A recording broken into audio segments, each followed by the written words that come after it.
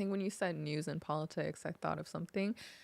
Two elements. So the first one is our definition of community. I think we need to rethink that, and I'll get back to it. And then the second thing is cancel culture.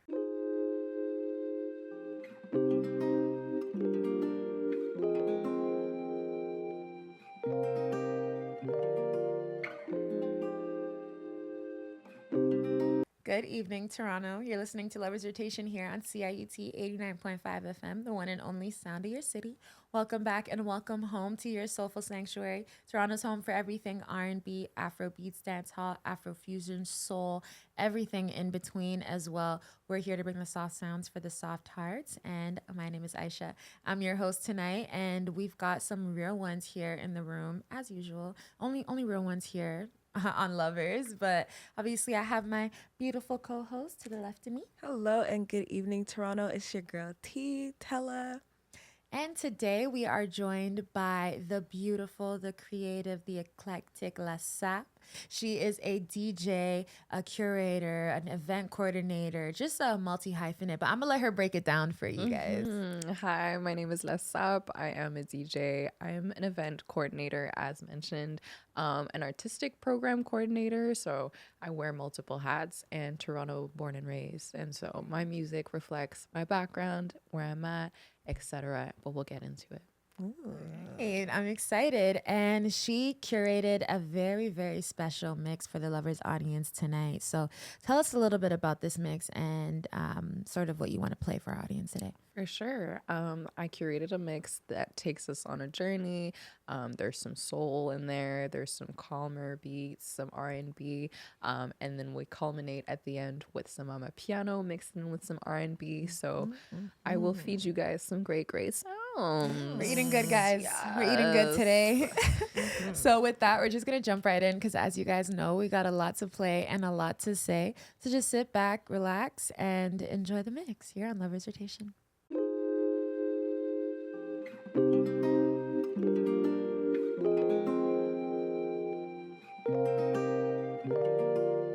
Welcome back to Lovers Rotation. You guys just heard the second part of the mix by the wonderful SAPPE.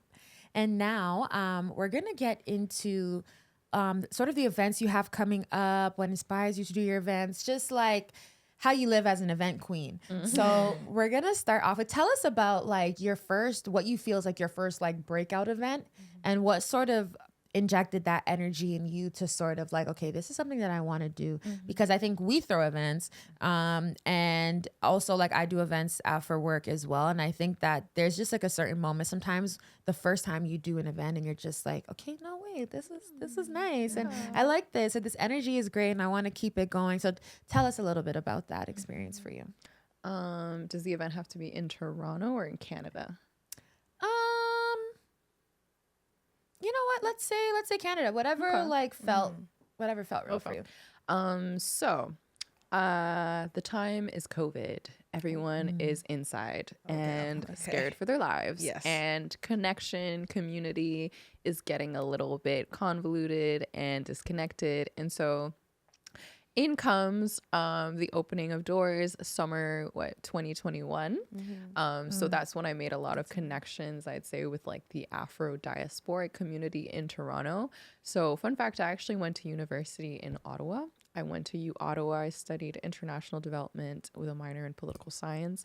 And so I was like, I want to work for an NGO. Like, I want to really get in touch with, I also think it was like first generation guilds. Like, you know how they talk about like white guilds? I feel like we're not really taught about, maybe it's a new phenomenon, but like you're first generation. And so you feel like you owe, it's not even like it's not even a white savior complex, but it's like a weird like sense of guilt. And so I think that's what motivated me to go into those studies.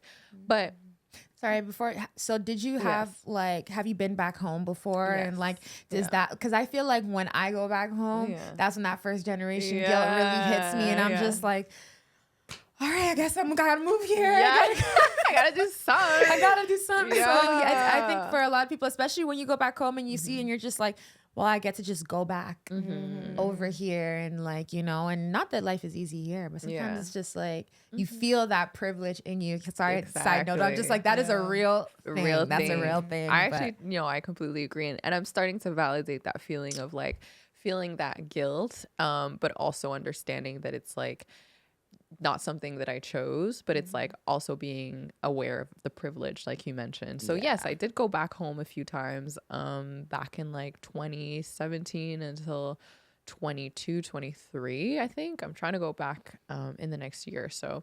But mostly in Rwanda, I would say, just because of like the instability in Congo, it's not always the easiest to go. And I think like with their complex histories and my unique positionality makes it hard for me also to like go back to Congo safely. There's a lot of trauma there.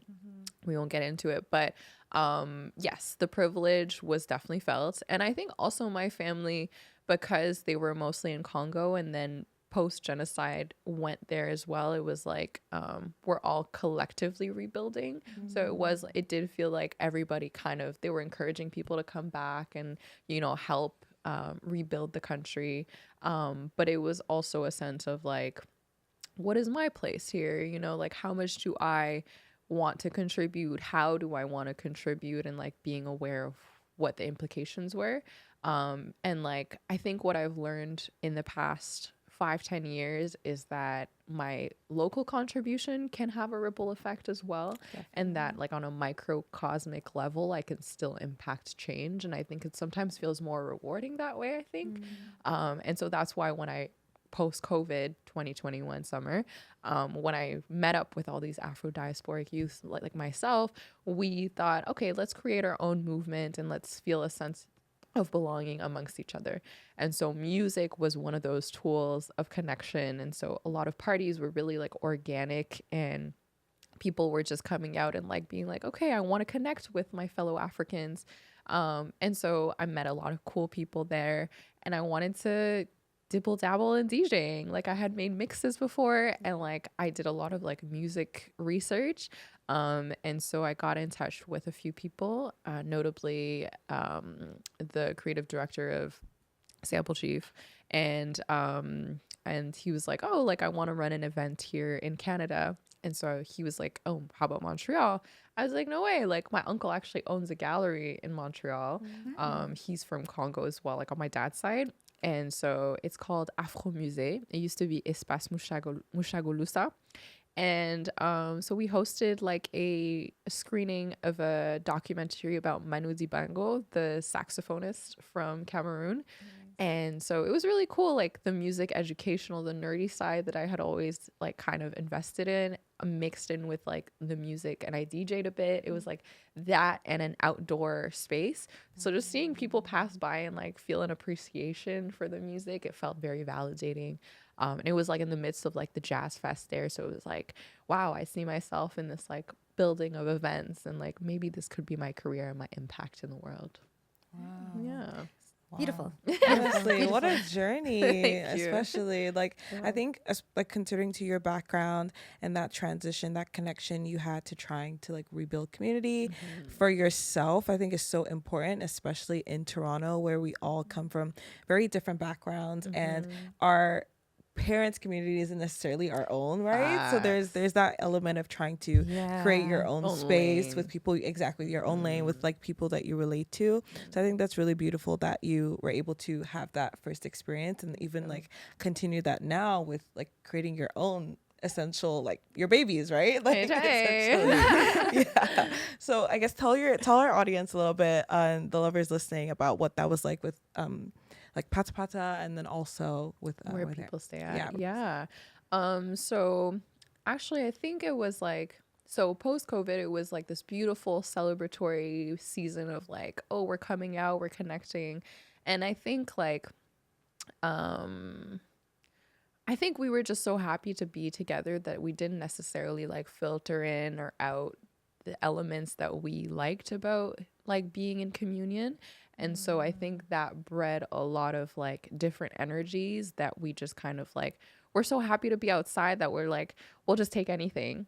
But then The parties were lit though. I was but no standards. it was Yeah, a great, maybe Maybe we just didn't have the same standards. Yeah. We did Because not. I feel like everyone's always like, damn, what happened? What happened? I think we just took what we could get. Exactly. Like we were really taking it. And I think like because everybody was so like in Jubilee, we were just like, okay, great. But I think we also forget that like each person has their own like background, positionality, like power dynamics are at play, all these different elements. And so I myself being like a young woman in like a nightlife space, like I didn't always feel super safe, like hot take, but I knew a lot of my peers also felt the same. And so I actually connected with a DJ. Her name is Sudania. Shout out Sudania. Shout out Sudania. And so she's also a female DJ that I connected. We literally met at a party, full circle moment. I just want to put this out there. We met at everyday people. So it's this party hosted or like founded by this Sudanese DJ based in New York. And so I was just, you know, having a vibe. And then I pulled my phone out and I was like taking a selfie and she was there. And I was like, oh, getting my selfie. And then we started. That's such a meet cute. Like, yeah. That's next to like the bathroom moments. Yeah. I love those. Yeah. So it was so cute. I took a selfie and then I was like, I saw her on IG and I was like, oh, remember we took this video? And she's like, oh, cool, you're a DJ. And then we connected. And it's crazy because this year in May, end of May, she is premiering at Everyday People. Wow. Yo, like Shout so out. proud of her. Shout out Shout Sudania. out. So it's super full circle. But yeah, so basically we both felt that we were experiencing a lot of like microaggressions or like not really being respected in certain spaces being female DJs. And I think there is like this hype of like not hypersexualizing, but like more so focusing on the like visual appeal of a DJ. And we just wanted to be taken seriously for like, you know, our event coordination, the hard work that we put into it, and obviously our music taste and our knowledge in music and all that stuff, the technicalities, all that work. And so we're like, let's just do our own thing. Let's highlight female DJs. Let's make sure that, you know, we're having safe spaces. And so we created Where People Stay At, and that's where it was born. Our first party was at the Drake Underground, and it was amazing. Like the energy was just so contagious. And so we just celebrated 2 years this year. Yeah. And we have more to come.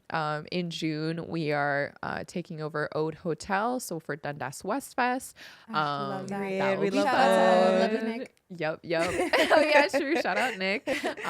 And then and then the weekend after, so mid-June, June 14th, we will be hosting a party at Allen Gardens. So it'll be like a nice, like kind of like sober event. Like we'll sell juices and plants, and it'll be really fun, just like music and Not gathering. the plants you smoke. Just Actual Real, potted, yes, like, real potted plants. Don't get it. like those ones. She Yeah. said sober. But yeah, so that's what we're trying to do. Yeah. That's amazing. That is so beautiful. And so I know you also have a Pata Pata.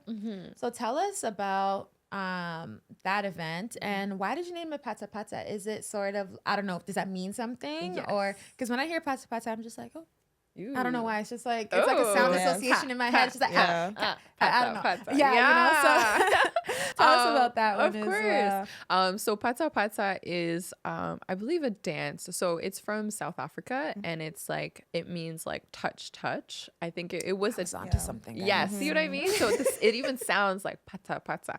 So it was a dance that was kind of an underground dance in South Africa in like the 60s or 70s, I believe.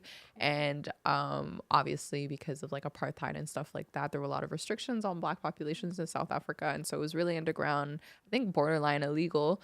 But people would gather and like, same as La Sapologie, it was like a spirit of like happiness and resilience despite it all. But they were just having fun. And there's a famous song by Miriam Makeba, famous South African singer, called Pata Pata, which celebrates that dance and the spirit of Pata Pata. And so I wanted to do that and like in a dance, you know, that continuation of that lineage, and invite Afro descendant DJs to come and to play. And up until now, we've had 3 editions, and I've done it for a year now, so it's been really Nice. exciting. Oh, you're on it. Yeah. I love that Amazing. consistency. We try. I try to like not do. It's not super frequent, so it's like once every few months. But we've had one guest DJ at every event. So one DJ from the UK / Uganda, Rwanda, another DJ from the UK / Nigeria, and then the last DJ came straight from Kenya. So that was really fun. Nice. So yeah, Amazing. and another one from Ottawa as well. But we're trying to bring guest DJs so we can kind of like share the diversity of sounds. Yeah. Period. Yeah. Oh my gosh. I look love at that. you. Uniting the diaspora one event at a time. No, Hey, literally. And connection. I think that like we can also see a lot of your educational background come through into this, because I'm sure like in your day job, it's something that you use, but it's interesting the way that the things that we learn in university, you know, it's not always like a linear process to how we use that Yeah. information. But even when you look at the like political science nature of it all, and you said you also did like international development, right? Yeah. So you're also thinking about, okay, how can I sort of unite these different cultures? How is that going to sort of then uplift us? And then obviously like in simpler terms, like put the money in our pocket, but then also like there's that development there, like you're developing the wider diasporic scene. So I think it's really interesting in the way that you're really just living in your passions and just doing it. I think you're doing an amazing job. All of your reasoning behind everything is amazing. And I think that sometimes people think like it's just a party or it's just a link up, or I'm just inviting this one DJ from Kenya. I'm just inviting this one DJ from this place, but it's so much bigger than that. It's so much bigger than that. And I think that a lot of the colonial history and things that we've been through, it's not fully over. So we still have to have that same resilience, and it's living on in different ways. So this is Wow. amazing. You hear that, parents? I'm using my degree. Mom, Dad. Okay. She's using that degree. No, I definitely agree. And I've recently thought about like how international development is so like diverse in its definitions and its interpretations. And I used to think it was like you're saying, like you go to school and then it's like verbatim, you have to work at an NGO in an international context. But now I'm like, oh, like I can actually interpret it as development through arts and culture, and that being a way of shaping society, or at least the little plot of land that I can impact change on. So that's it's been nice. Exactly. Amazing. So we've reached my new favorite part of the show, Ooh. where we're gonna ask you your culture hot take, music, culture, anything at all that comes to your News, mind. politics, Ooh. free. Anything. What's been on your mind that you consider to be a hot take? I think when you said news and politics, I thought of something. 2 elements. So the first one is our definition of community. I think we need to rethink that, and I'll get back to it. And then the second thing is cancel culture. And so they might seem like contradictions, but hear me out. So basically, I just think that, to what I was saying earlier about post-COVID communion and us being just so happy to be together, I think we forgot that, you know, like people have different needs and expectations, and I think that should always be communicated.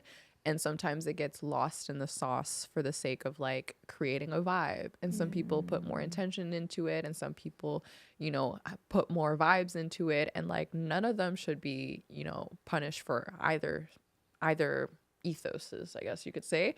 But I think we just need to understand what that means. And so I know that I put, you know, intention into my work. And so I like to go towards collectives or like events and things that of that nature.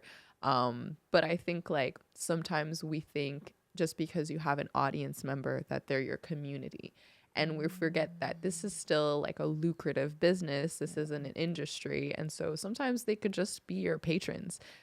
Sometimes they don't always have the best intentions as well. And so if you really are trying to create a safe space, like, and that is your intention, then that needs to be the focus. And so you can't pose as being, you know, for community just to garner that attention or attract that energy, but then not also back it up with the effort that's needed to like be able to hold that title. I take that title very seriously. And so like, I just think that we need to be more intentional behind that, because sometimes you might like go into an event thinking it's for a community and then realizing it's maybe not your community, or maybe that community side is not the focus. And so I think obviously as a consumer, we need to understand what we're going into, but also as the person running the event, like just be honest, you know what I mean? And that's okay. Like not everything needs to be like community focused, and that's fine, I think, is what I've learned. And then cancel culture, I think this is like just as a product of being in a relationship with the opposite sex, and like being somebody who's like experienced like not the best experiences with the opposite sex. I'm like realizing that like we need to have conversation and not necessarily like shut down something if we don't agree with it. Because like back in the day, you used to be able to sit in a room with somebody who opposes your views and like discuss it, you know, and come to like at least like a sense of like empathy or understanding. Even if you don't necessarily agree, you at least understand where they're coming from and like respect that. But now I feel we're at a space where we hear something that doesn't agree with us and we discard it, but we don't realize that we will inevitably re-encounter these types of people. So it's like best to at least understand where that person is coming from. If it's like ignorant, if it's this and that, obviously it's not our job to educate, but we can at least see, okay, maybe this person is ignorant, and so maybe I don't want them in my space because they actually have no intention of learning or doing this work, but maybe they just are not well informed, and so maybe, you know, they didn't have the exposure to like understand that. And so I'm like just for like just having conversation, rather than straight out canceling. Oh, I agree. Everything you said was on 10 on 10. Honestly. Check for me. Yeah. I think that especially like with the whole community thing, I think I'm starting to get tired of that word. Yeah, I'm not gonna lie, because I think when you say the word community, which I'm not gonna move like we don't use it. Yeah, we do, but I think that it's you have to water the plants. You have to add fertilizer to it. You know what I mean? Like when you're taking the responsibility of having a community, it's deeper than just pull up to this place and spend money and go, right? It's more just like when people hear that word, I think, especially post-COVID and then in this like hyper independent sort of state of society that we're in right now, I think a lot of people, when they hear the word community, they're sort of expecting, for lack of a better term, like a shoulder to lean on, like the figurative shoulder to lean on, whether it's a shoulder that lasts for like 2 hours in an event or it's a shoulder that you can continue to go to. I think that it means something. I think that's not a word that should be used lightly, but it's turned into one of those for the community, what community, what community exactly. So I definitely 100% agree. Definitely with that one. I think we just got to be really aware of what we're saying and how we're gonna, like you said, how we're gonna back it up. Like how are you going to water those plants of your community, just the people, you know, how are you gonna continue to do stuff to help serve them? Because let's not forget, like if you have a community and you're sort of the head of it, you're there to serve the people at the end of the day. So that's key. I agree. Completely. I agree for sure. Even with like the cancel culture one as well, but especially that on that note, because I agree. I feel like we used to be able to have conversations with people and not, you know, still have our differing opinions and keep it pushing. Whereas now I think a lot of it too has to do with the fact that we have entered echo chambers. We're kept in these echo chambers. These algorithms will kill us. Like we keep getting the same ideas reinforced back to us, and there is no skill or tolerance for hearing somebody else's point of view, actually dealing with that person's, not even dealing with it, but like listening, trying to understand where they're coming from, and then moving on. Like you don't even have to agree. You don't, like you said, you don't have to educate. You can hear it and you can move on. And I feel like that's something that we need to. So thank you for reminding folks about that, because genuinely I feel like it's something that we have missed the plot on a little bit, and it's definitely a good reminder to keep. I do understand when there are power dynamics at play, and say the person in power holds a certain opinion, and so then you have to actually like push past it Yeah. if Yeah. it is like a threat to your own existence. But the same can be if you hold a certain opinion, you don't realize the position of privilege that you have. Like you can be an immigrant, like an African immigrant, but from a certain social class, you know. So even as you are somebody who doesn't have privilege in this room, in another room you do. You might be male, and so you might have more privilege. You might be like I said, like more wealthy or more privileged, have more education and have more access to certain knowledge and information. So it's like also understanding that you are not exempt and that some people actually cancel you. So how would you feel about that, you know? And to your point about echo chambers, it's like, how do you expect to grow as well if you're just like kept in your own silo of knowledge and information? Like, I want to grow. I want to learn about things that I don't necessarily agree on, because it might reinforce or it might make me question what I know, you know? So People who aren't comfortable getting in other people's shoes or just sort of hearing people out or thinking about different perspectives that they don't or will never experience, they freak me out. No, they freak me out because I'm just like, we all live so many different lives and it's just you choose to live in this just one track mind. And so stay away from me. If that's Please and thank you. And on that note, we're going to lighten it up a little bit with the next part of the mix. So just sit back, relax, and we got part 3 of the mix here on Lover's Rotation.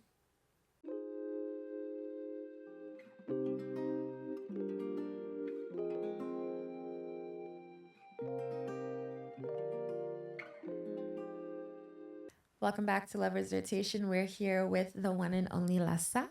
And we just spoke a lot about just the amazing event series that she has coming up and a lot of the work she's done in the past. But let's talk about sort of, let's get a little personal. Let's get into your brain. Let's jump into your mind. Tell us a little bit about what's been on your mind and your heart recently as you navigate the world. Recently, honestly, I've been thinking about like just health is wealth. I think like the older you get, the more you realize like things can't slide because it literally shows on your body. Like things stink, and I That think way. you just like okay. So I'm like thinking about like taking care of my body and like setting boundaries for myself. I am somebody who likes to socialize. I wasn't always like that, actually. I was like an only child for the longest time, and like in my own world, like I was like a bookworm, and like I was okay with that. But I think when I got exposed to the world, and like it's this weird thing where like I think, and this might sound weird, but like I think because I'm Black and somewhat conventionally attractive, I'm just gonna Okay, say girl, pop like it. and I think She's like pretty. and like in an entertainment space, I think there was like an expectation of like how exuberant and how like charismatic I was. And so I think in doing so, like the older I got, like as in my late teens, I was like, okay, let me like adopt this character that everybody's been like putting onto me. Like not saying I wasn't like a charismatic person, but I was just like with my own people. And so now I'm like, oh, like I'm in this entertainment business and it requires me to adopt a certain persona. And so like, let me do that. But I think it like breeds like exhaustion and like disconnect from myself, and like I'm always outward facing. And so like the past like year or so, I've been like really trying to like go back to Rika, like my little girl self, and the things that I love. Like I'm getting back into reading and like exercising and things like that, and like picking up hobbies, and like just doing things for the sake of doing things and not necessarily to like make money and stuff. So that's been my journey. I've just been trying to be healthy and like watching my parents age a little bit too, and I'm like, okay, like maybe I need to be a bit more responsible on the family side and like all that stuff. So just thinking about the future outside of just the space of like enjoyment, desire, hedonistic vibes. Yeah. Lay off a little on that hedonism. Yeah, for yeah, sure. yeah. Gotta lay off on it a little bit. Stay a little humble. Yeah. Yeah, no, that's amazing. I think that like a lot of us that are climbing a little bit up there in age, I think it's important. And I think especially in such an age where there was an article that came up on my phone, and there's like this this is the headline. This is the notification that I got. I'm just like, it's been on my mind all day. This productivity poison will kill you, or something like that. And I'm sorry to whoever wrote that if I'm butchering the title, but that's basically what was stuck in my head. And I was just like, wow, because it's true. I think that especially like post pandemic, like we've just all been on this like, gotta make money, gotta make money, hustle. grind, hustle. What's next? What's next? Yeah. How can I monetize this? How can I monetize that we forgot to just live? It will literally kill you. As somebody who was wearing like 17 million different hats, I had to sit down and literally tell myself, stop. I had to force myself stop. And since I've had more time, it's just you feel the difference. I'm like, we don't even give ourselves the opportunity to live anymore, just to live for the sake of it. And a lot of that is why we're here. Like every day we wake up is a blessing. You know, like we can't, don't let them get you guys. Don't let this capitalist stuff, don't let it kill you. No. You can't let it kill you, because it will. It will kill you. It will. And especially like going back to that first generation thing, like seeing our parents have to literally just dedicate their entire adult lives to making it work in this country, coming from somewhere different while still supporting their family back home, and then raising kids in a literally an opposing culture. I think that there's just so much there that I think it's programmed in our heads to go. I agree. But you know, like you said, like there's this privilege that comes with living here. Not everybody gets to experience it, but if you can, just breathe. Let yourself just let yourself breathe. Let yourself exist.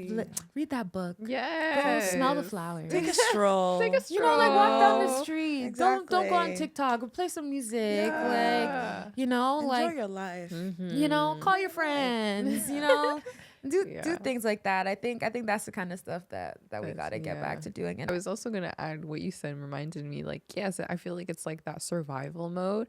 It takes a lot of like unlearning, because it's like not only is it ingrained in you, but it's like also something you have to do, because it's like a lot of the time, especially being the eldest daughter, let's say, crazy pressure. Salute all of you out there. Like, salute all of us out there, for real. There should be like a whole study.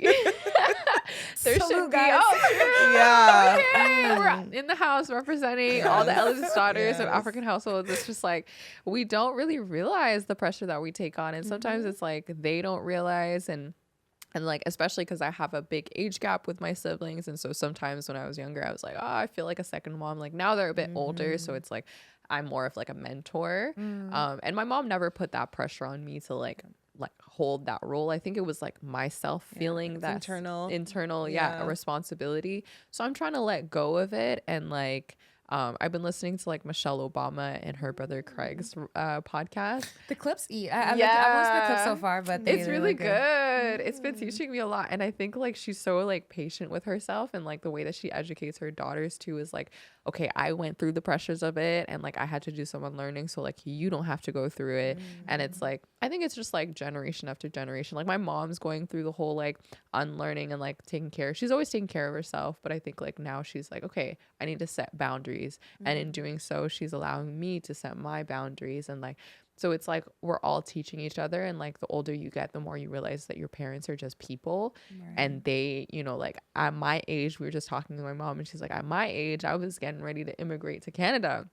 And I was like, yo, like, I'm just out here DJing. Like, what do I have got to show up for? But, like, also, I think it has to do with, like, I'm giving myself slack because of, like, life expectancy is different over time. And so I'm like, the 30s, like, 30s is the new 20s, I think. That's so what I'm they like, say. So I'm, like, entering into, like, my new, So, and then you pointed something else out where you were just like, take care of yourself. It'll come back to me. But smell the flowers. Enjoy your life. Exactly. Enjoy your life. Don't touch grass. I know we were saying that as a joke a couple months back, but actually touch grass. It's No, actually, it makes you feel really good. Yo, touch that grass. Honestly. We forget. We think we're big and human and this, and then we created the world. No. Nature could take it back. I wish we had an extra hour. You could just sit down and talk.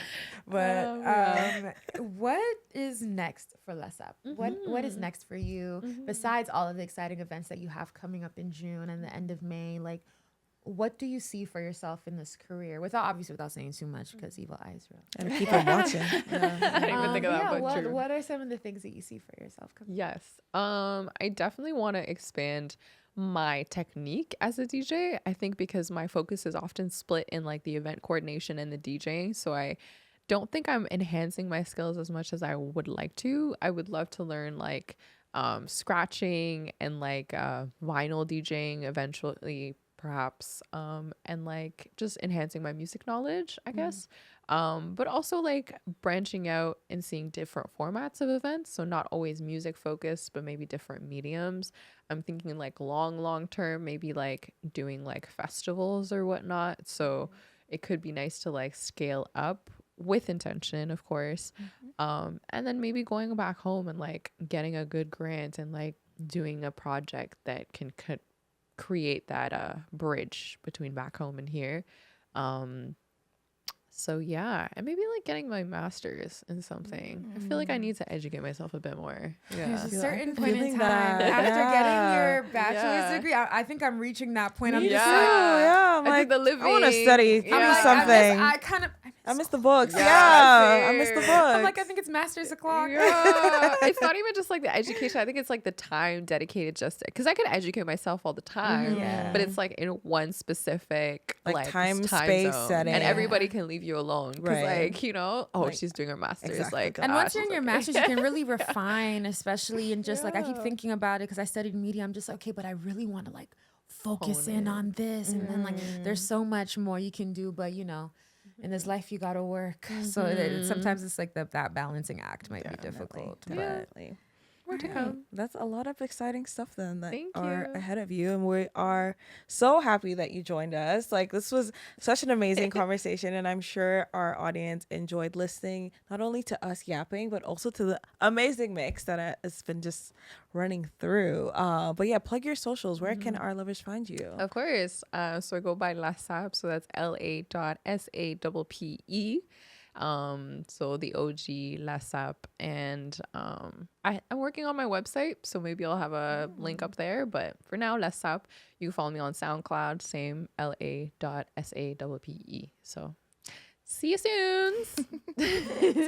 as always, all of our episodes are mixed by the one and only Des Sound. Make sure you guys go show her love on Instagram at des.sound. And all of our video episodes are edited and directed by the one and only Dapper. Make sure you guys go show him some love on Instagram at Dapper_TL. For the track list for tonight, obviously we got a mix going on, so you won't get a track list. But for all of our other episodes in which we have individual tracks, make sure you go check us out on Instagram at lovers.rotation. And for anything lovers related, any song requests, guest requests, anything in between, our email is loversrotation@ciut.fm. Make sure you guys go follow us on Instagram. Stay tapped in. We do a lot of things Yeah. outside of the show as well too.